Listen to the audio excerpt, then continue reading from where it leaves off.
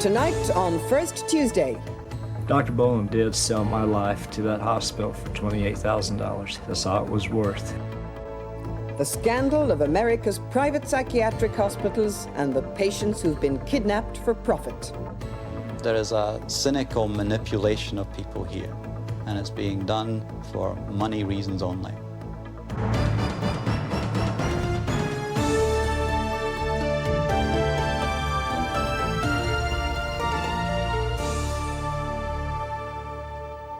Good evening.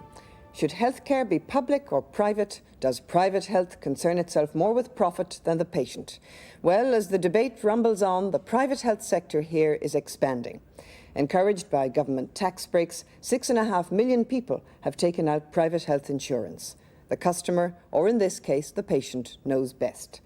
But patients, particularly psychiatric patients, are vulnerable. Do their interests count when there's money to be made? First Tuesday's been looking at the American system, at Texas, which has more private psychiatric institutions than any other state and needs more and more patients to fill them. What happens when unsuspecting people become hostage to fortune?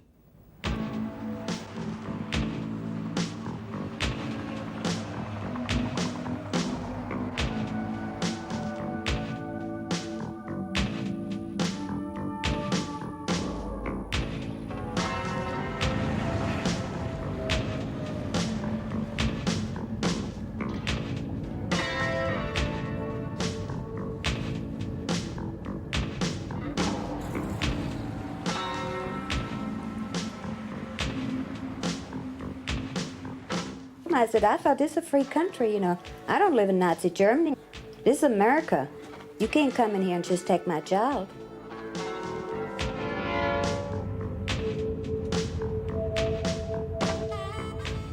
I think they are a danger to our people. They're an insult to our profession, and they've been established unequivocally. But it's simply a scam to generate enormous money.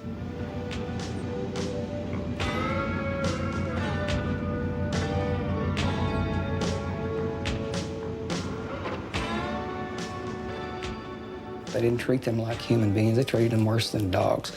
Prisoners had more rights than what we had there.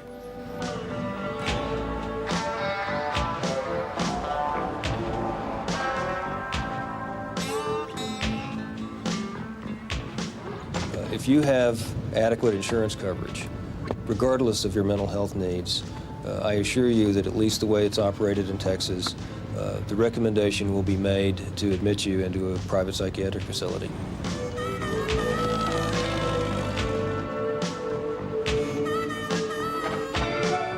Well, they told me things, you know, to get me in. And once I got in, they played along for a few days. And then it was like a nightmare.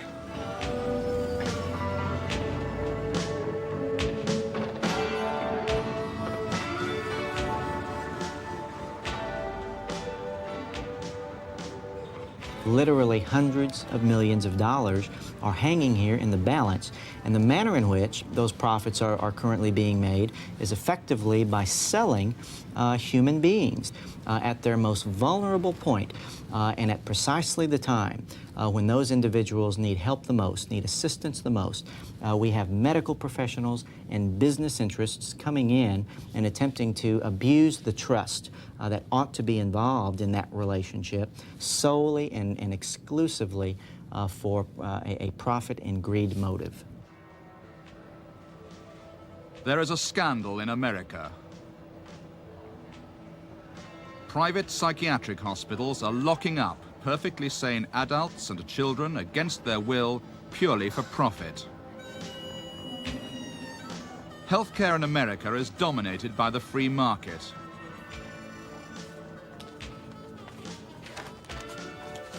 With some 10 million Americans now being treated for drug, alcohol, and mental health problems, psychiatry has become a billion-dollar industry. And one of the biggest hospital corporations in America has resorted to kidnapping.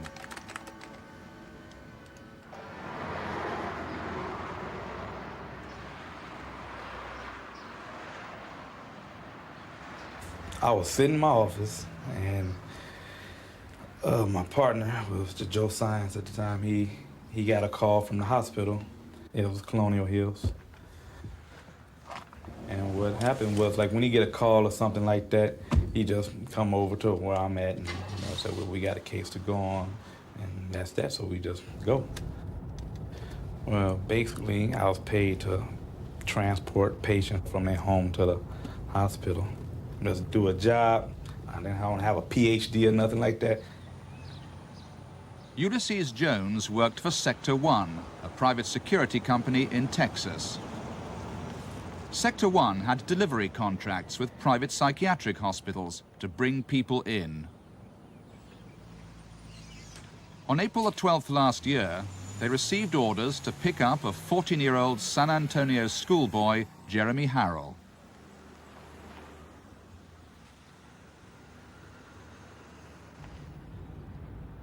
The price for the job, $75 an hour. In Texas, they call them bounty hunters. Sector 1 had orders from a doctor who had never even met Jeremy Harrell.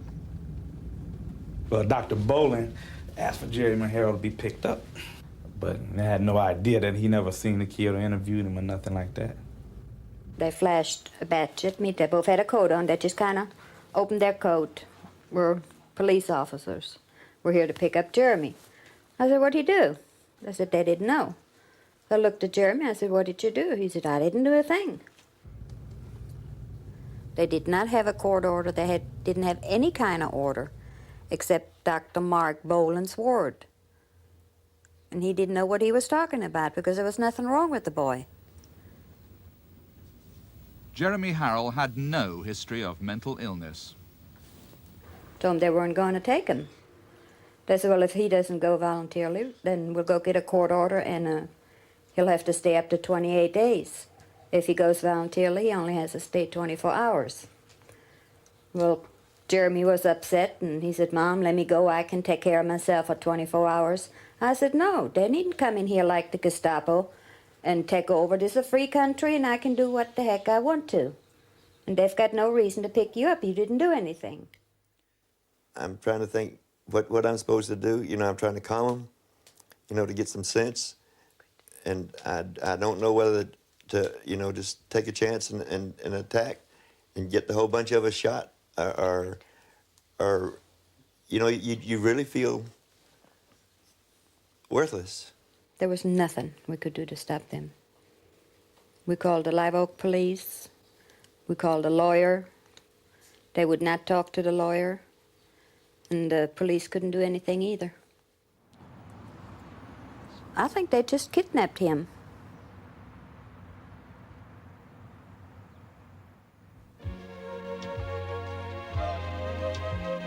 Colonial Hills Hospital is located in northwest San Antonio. Over the years, it has come to symbolize hope for those who are drawn to its professional, caring environment. Parents are sometimes concerned about bringing their small child or adolescent to a psychiatric hospital. Let me assure you that this is a place where your child can not only be safe, but get the kind of help that will bring them out of their emotional difficulties and problems that they've been experiencing at home or at school. This is a good place. This is a fine place where your child or teenager will be taken care of.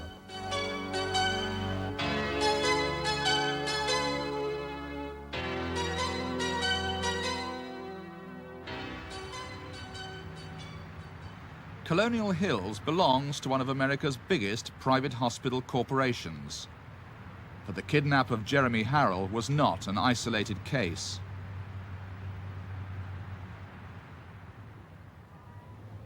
Scott Wakeoff was trying to save a marriage. He found a therapist to help him and his wife sort out their problems. I was trying to save a marriage, not for my benefit, not for my wife's benefit, but for my 18-month-old baby's benefit. He didn't know the therapist had a private contract with Colonial Hills, which last year was worth over $36,000. My wife had an appointment with the marital therapist at 6 o'clock, and at 8:30 that night, when she had not shown up, I became quite concerned. I called the therapist's office to see if she had been in or if indeed when she left. Around 11 o'clock that night, they returned my phone call and told me that my wife was at Colonial Hills Hospital. And I asked her what that was, and she had informed me it was a psychiatric hospital and that she had done all she could for my wife. What did you think had happened to her? I thought she had had a nervous breakdown. I couldn't understand why or what was going on. I was just basically real concerned for her health. What am I supposed to do at this point? I've got a guy babysitting my daughter. And I walked into the front area of Colonial Hills and identified myself.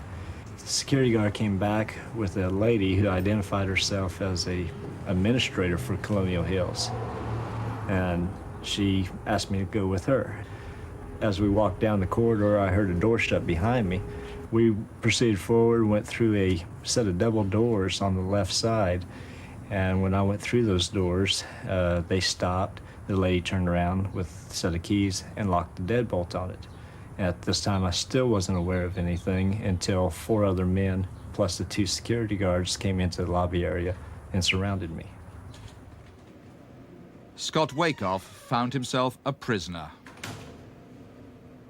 I asked where my wife was, and she told me that she wasn't there at that time, that they had orders by a Dr. Mark Boland to hold me.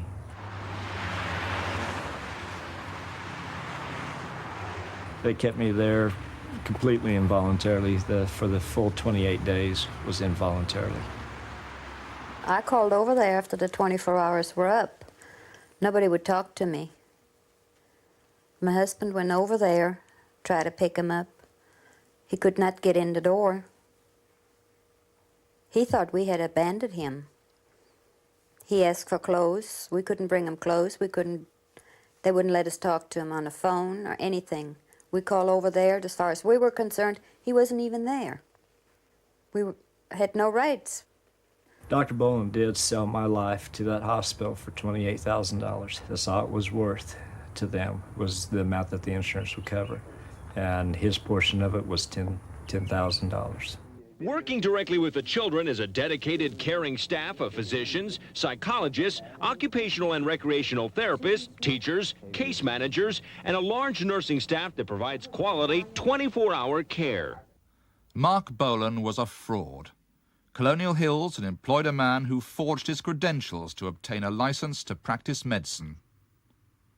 You've admitted that you forged 2 letters down in Texas. One, you forged Ned Casson's linked letter and John Henry's. Is that correct? Yes, sir. I apologize to Dr. Casson and talked to him. Mark Boland and Colonial Hills now face criminal charges for false imprisonment. His credentials were not even valid at the time. He had falsified his records to the hospital. It's the hospital's responsibility to know that he was a proper form, that he was practicing right. And they did not do that. They gave him the ability to bring people in and use his signature and his credentials to hold them there. The only thing he saw was dollar signs. He didn't care about anything except the money. He knew my husband is ex-military, retired military. We have good insurance. And that's the only thing Mark Boland cared about. What do you think about that? What I think about him?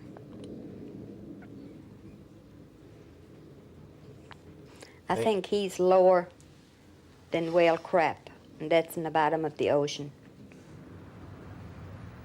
Colonial Hills not only needed patients, they needed doctors to work the system. One of those approached by the hospital's administrator was Dr. Charles Arnold. They had made a number of doctors very rich and offered to make me rich if I would, as he put it, go along with the program, change my way of thinking, and cooperate with him. Now, I asked him to explain this in greater detail, which apparently consisted of getting my cooperation and my willingness to approve, with my MD degree, anyone he could find to bring into the hospital. It made no difference whether they were sick or ill, just wherever they could find people. Once the person was brought to the hospital, I would be required to okay the admission, since I have an MD degree.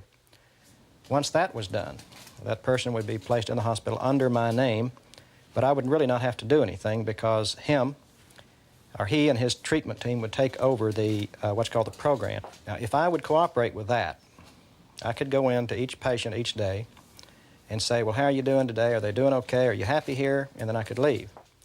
And for that, I could send in a bill to the insurance company for $100, $125 a day per patient. Now, this could generate, one doctor in Houston, I was told, had 30 to 35 people in a hospital. There is no way one human being can take care of that many people in a valid ethical psychiatric setting. That would generate $3,000 a day before you went to the office. If I had 30 patients in the hospital, that would be approximately $90,000 to $100,000 a month that I could have made. My initial reaction was just absolute rage. I was very, very angry when he left my office. It evokes many feelings. It's hard to think of words to describe this. And what troubles me even more is that this is an extremely, extremely prevalent practice in the United States today. What we thought was a local issue in one city in Texas quickly magnified into a statewide scandal, and that has expanded nationally. I can't say where it began and where it ended as far as the degrees that these hospitals would go to put someone in those beds, but we have seen just about every kind of abuse there is. Patients who have gone in voluntarily and been locked up against their will, patients who have been booted out of the hospital once their insurance expires.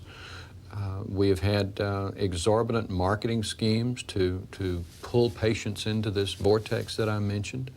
And one of those, for example, is a suicide hotline, a 1-800 number, which refers you to a 1-900 number, which makes $2 a minute off your call while you're deciding whether or not to take your life. Hello, Mrs. Morrissey? This is Sandy's mother. Is my daughter there? Hello, Mrs. Carpenter. Have you seen Sandy?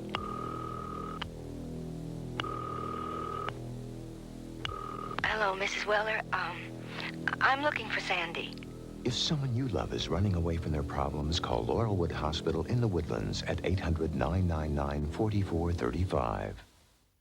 Psychiatrists are in a position of public trust. The public assumes that you're trustworthy, that you will be honest and ethical and fair. Now, that puts you in a position to abuse and to exploit a patient who trusts you. And this is done daily. You can see pretty much daily psychiatrists and clinics and hospitals advertising and appealing to these fears on television, radio, the newspapers, and so forth. And it has become an industry, definitely an industry.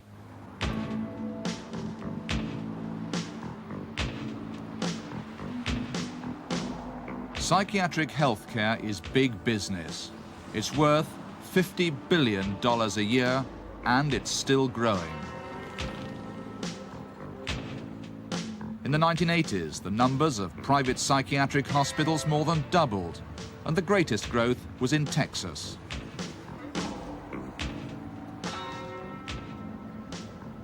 One of the biggest corporate chains, with a turnover of more than $4 billion last year, is National Medical Enterprises, and its subsidiary, Psychiatric Institutes of America, PIA. PIA has the reputation of being one of the most aggressive companies in mental health today.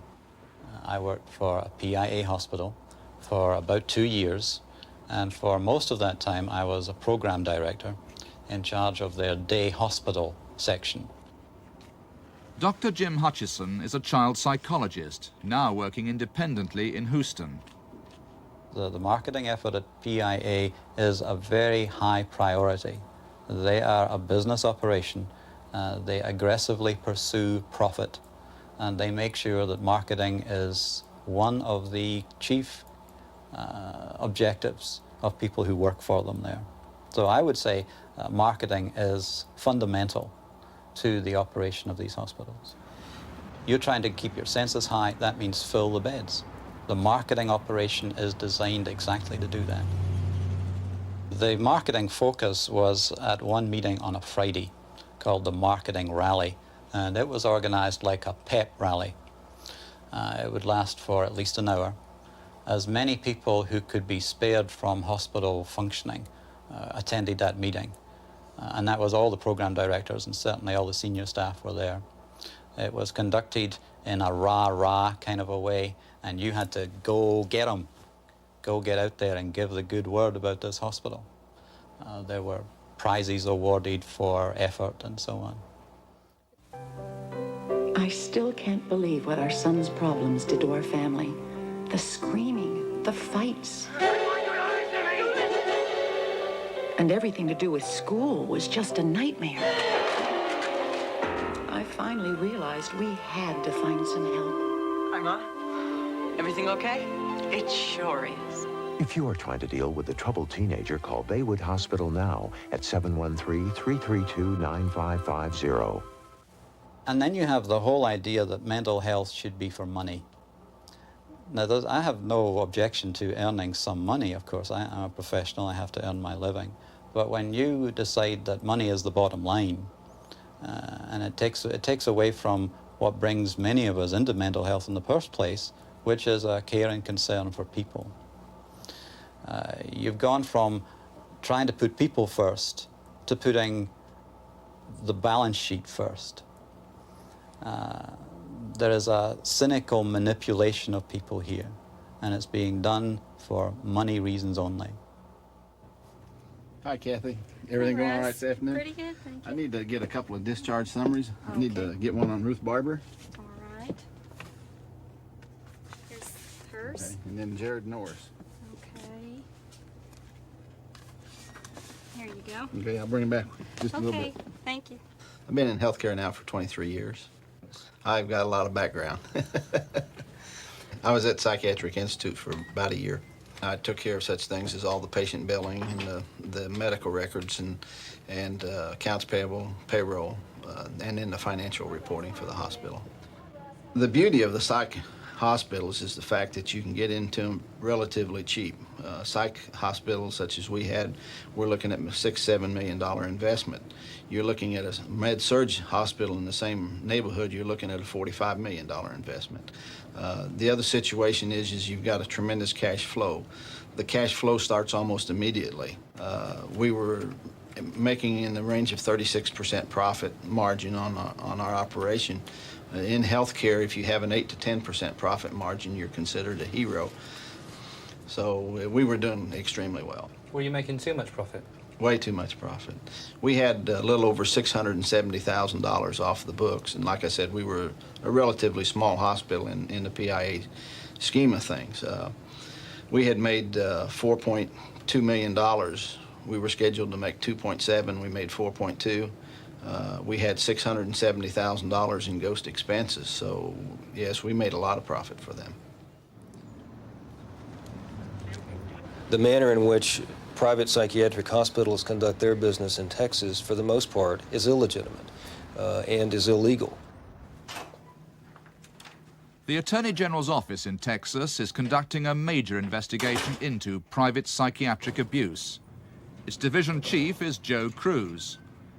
He is investigating more than 600 separate complaints. Okay. Thank you very much. 300 alone on PIA. This is clearly by far the largest case that we've ever worked on, and it'll take on any given day a third of the resources of the division. It's a huge investment of resources, but it's the sort of case that requires it. Bill. Mr. Cruz. What do you know about that Brookhaven matter, the church connection that we were talking about earlier? It's much bigger than anything that we have done in this office, not only my division, but the entire office of the Attorney General in anyone's memory. It is so big that when I first raised this issue nationally with other attorneys general, that no one was willing to take it on, no one was interested in it because no one has the resources. None of the states have the resources to really take these people on. So we came back to Texas and just decided that we would go it on our own and see how we did.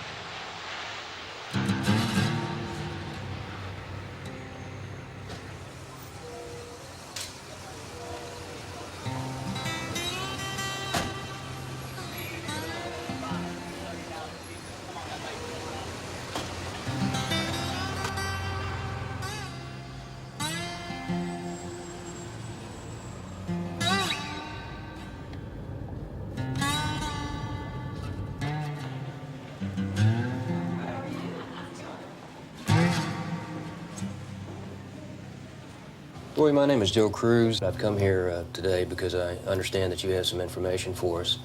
And if you could provide me with any information that you feel comfortable in sharing, I'd appreciate it. Okay.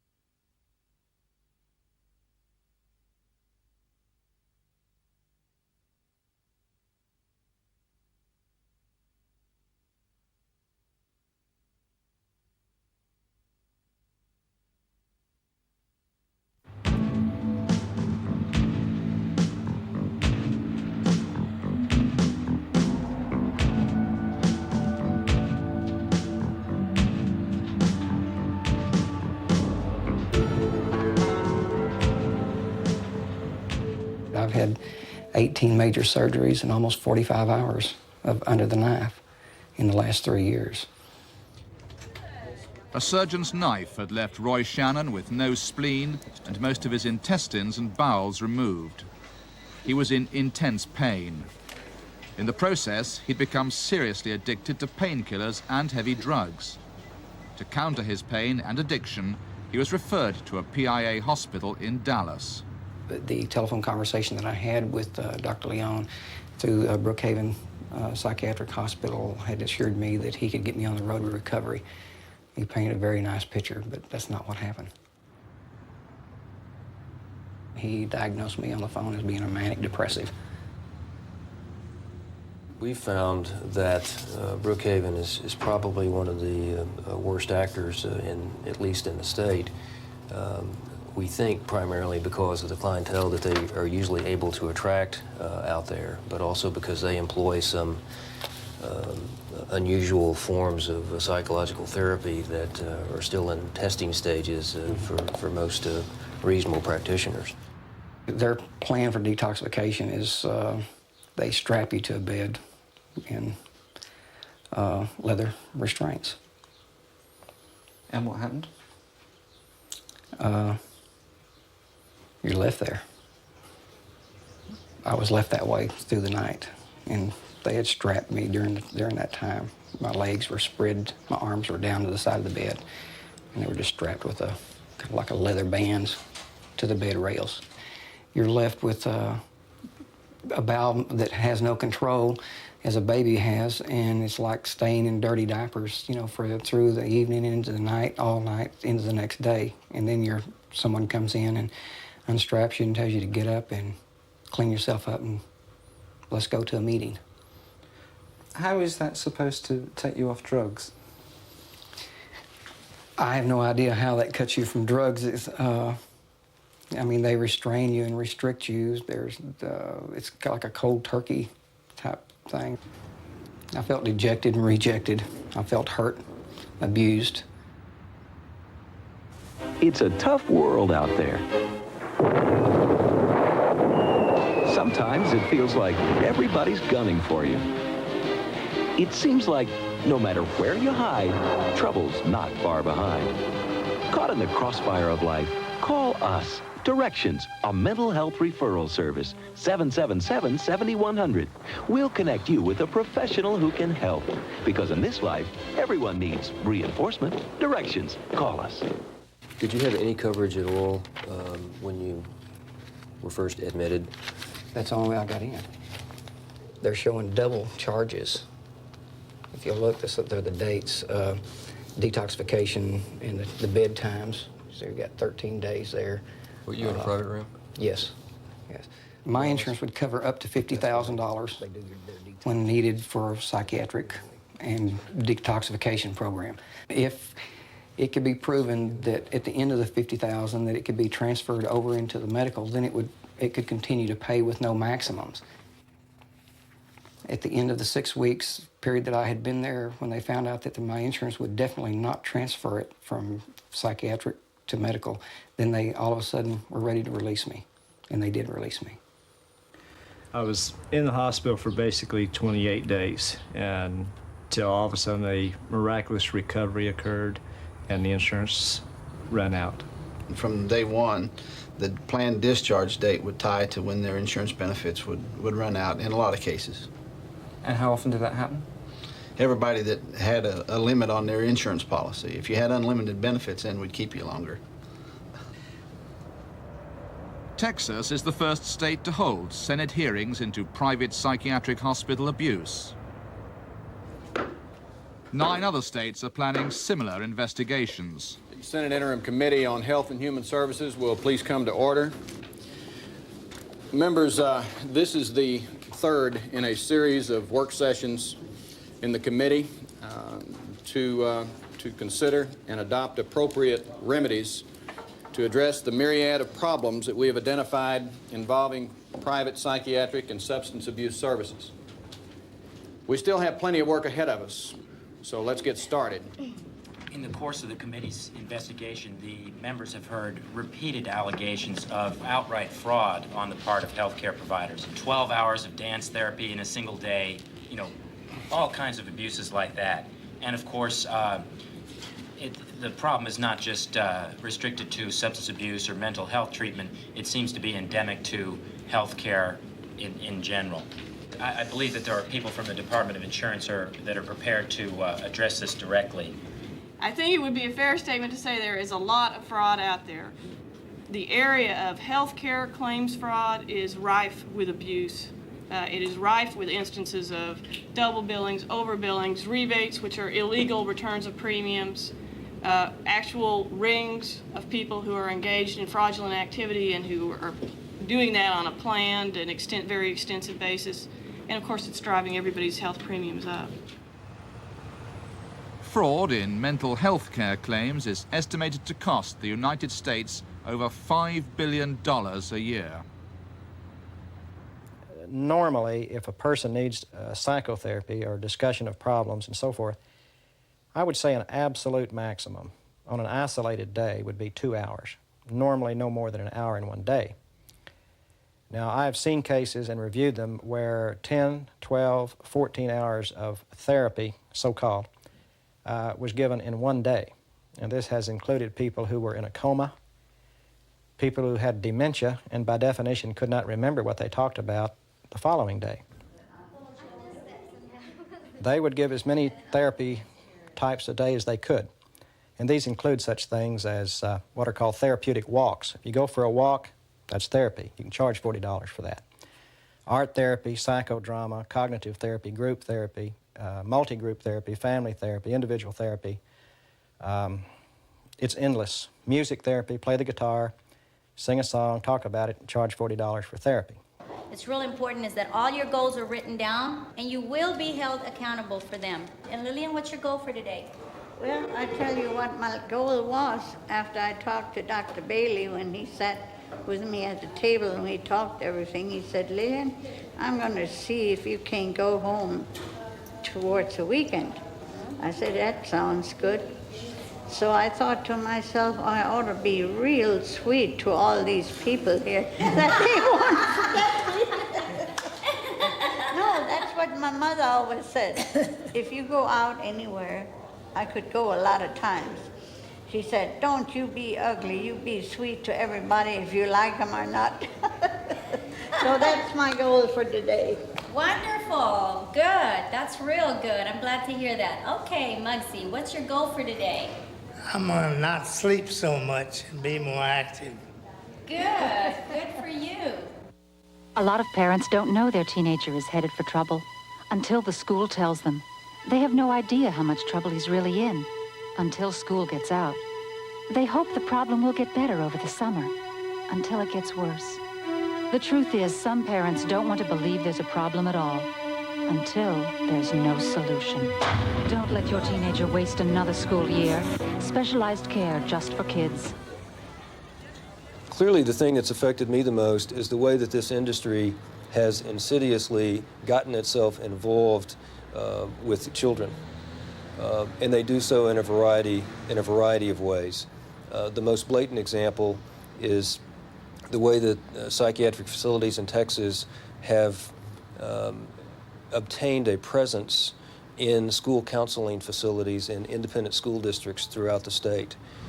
And it's such an insidious way for them to get business, that is through the school districts and by way of preying on minors. That's the thing that really troubles me the most.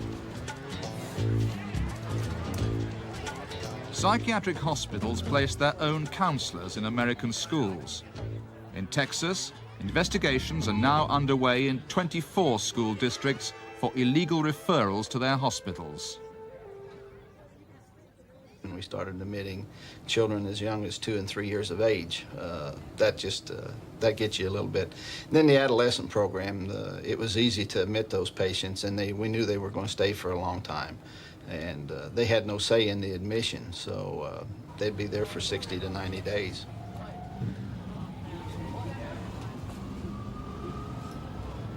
We've seen the referrals being made by school counselors. People that as we grow up in life, we've been taught to put our trust in.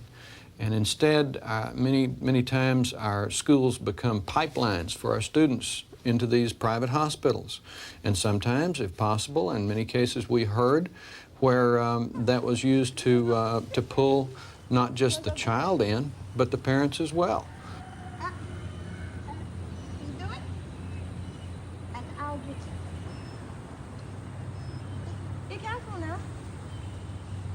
Quatisha Dupree had just had her 4th birthday when she was referred for a consultation at Laurelwood, a PIA hospital in Houston. Get up there. You can't do it. You did it. Okay, you ready to come down? Her mother, Laisha, suspected the child had been sexually abused. Not from up there. You better try down here. PIA persuaded her that Quatisha needed immediate hospitalization. They suggested she stay with the child for 4 days to keep her company.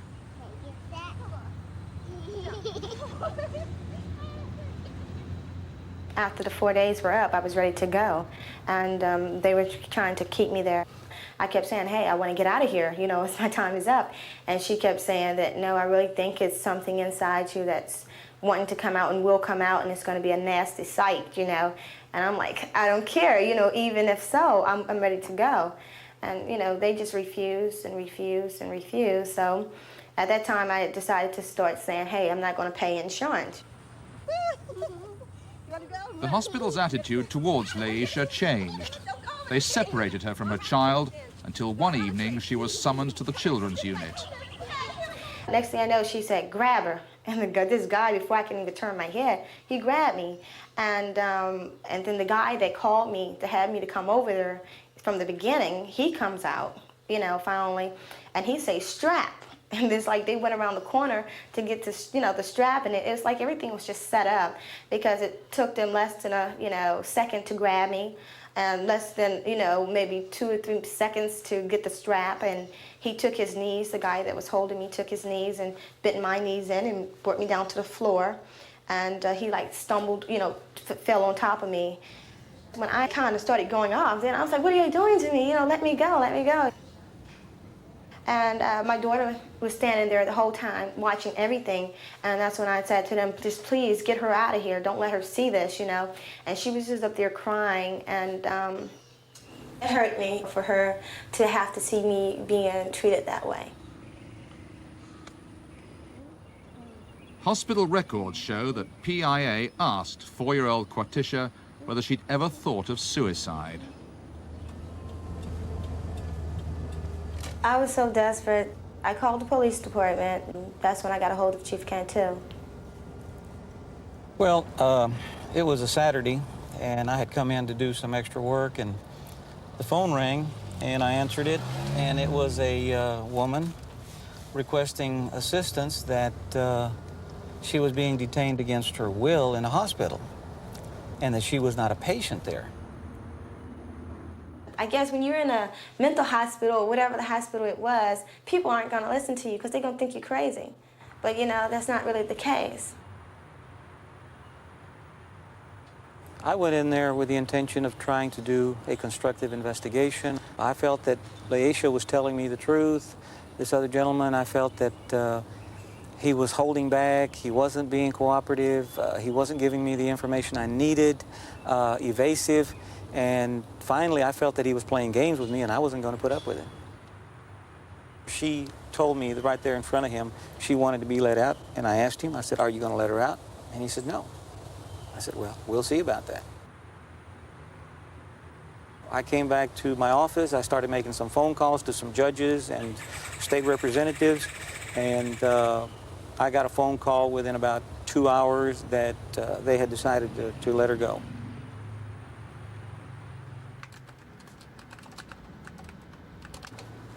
There is so much evidence in this situation. Setting aside any anecdotal testimony from any witness out there, from anybody who's been in one of these facilities, the evidence as to how the system operates in and of itself is illegal. It's inherently evil in the manner in which this business is conducted. That's the problem. Now, over and above that, all of the testimony that we've received, that the Senate committee has received, and all the other government agencies that are investigating this have received, reflect a consistent pattern as to how people have been abused.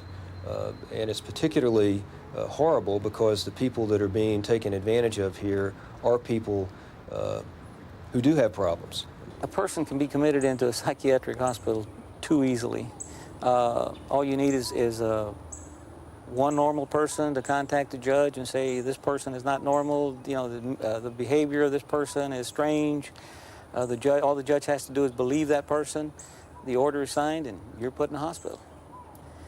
And once you go in there, it is extremely hard to get out. In the private psychiatric boom of the 1980s, hospital corporations exploited widespread deregulation of healthcare to build wherever they wanted. And they took advantage of policies that financed treatment for mental health, drug and alcohol problems, and for victims of crime.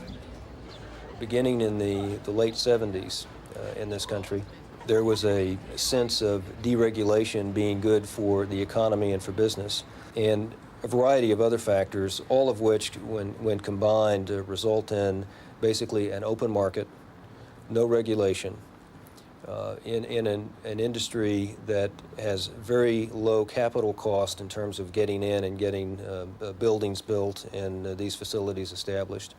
And there just aren't any watchdogs. I think the absence of the state's presence has a great deal to do with it. We have allowed the private sector to seek its own level.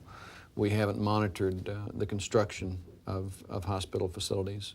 and they've basically been allowed to charge what the market will bear and to build what the market will bear as well. It's my understanding that many of the same providers that are operating here in Texas and in the United States are also setting up shop and in operation in England. And I just hope that you can learn by what we are doing here to put the mechanisms in place to provide the protection to the citizens of England, and get your guard up where you can be aware that these abuses can and will occur. Under threat in America, U.S. hospital corporations are actively exploring opportunities overseas. They have targeted Britain for major expansion in the 1990s. 3 of them are already in the country.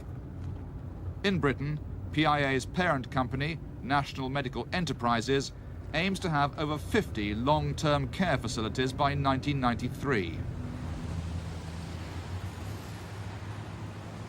In the state capital, the Attorney General's team is finalizing its investigation.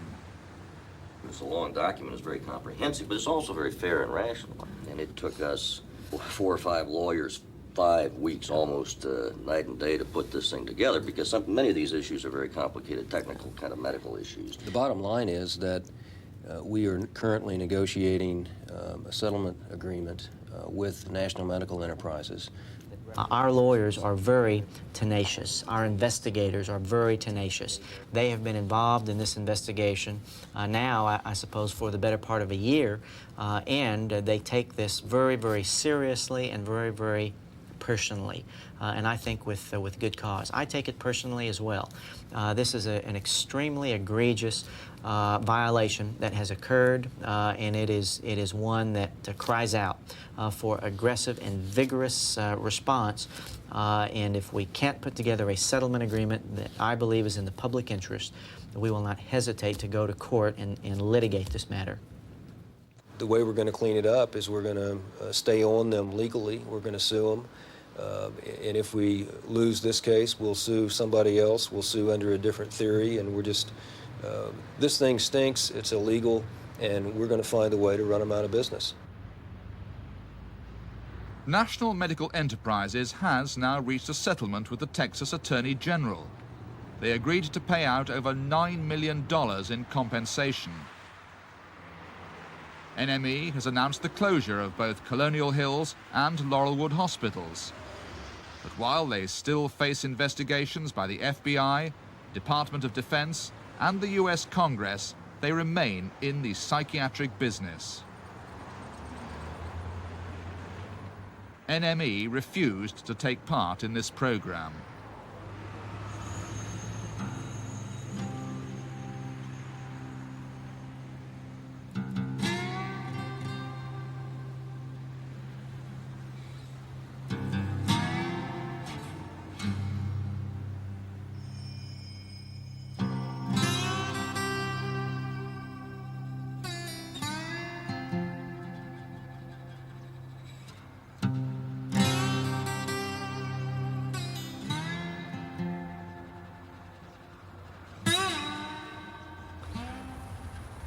The biggest loss of it so far has been my daughter.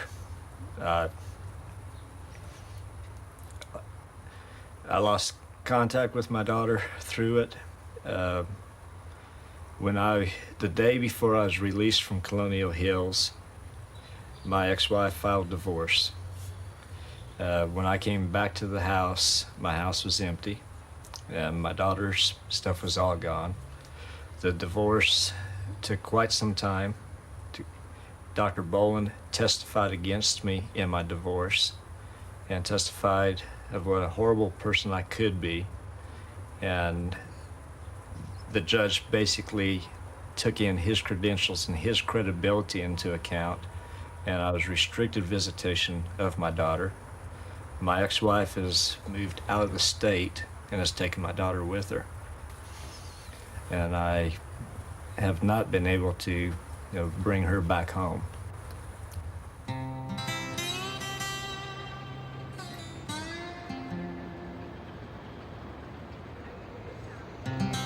I personally feel strongly about it because it is destroying the credibility, the honor, the respect, the trust that people have in my profession. And this is my life. I take it very personal. It's very destructive. It destroys that, and it destroys the people in the long run that get involved with it.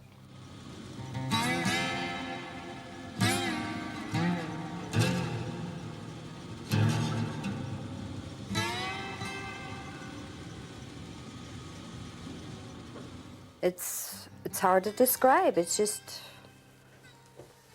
unbelievable. Anything. To this day, I really can't believe it happened, but it did, and it just tore our whole family apart.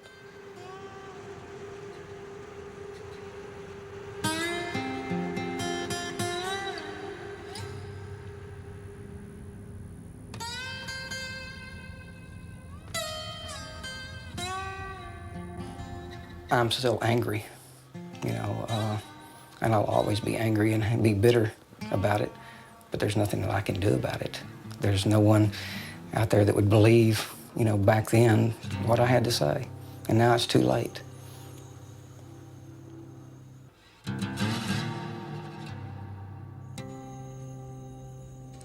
Dr. Mark Bolan is now facing legal action by the patients' families and by the District Attorney of San Antonio. It's been called the biggest scandal in Texas history, and it has lessons for the growing private health sector in Britain. After all, the main insurance companies here do provide psychiatric cover, and now US firms are the biggest single groups providing such care in this country. How can we be sure that in Britain, corporate health will never come before the real interests of the patient? We'll be back next month. Until then, good night.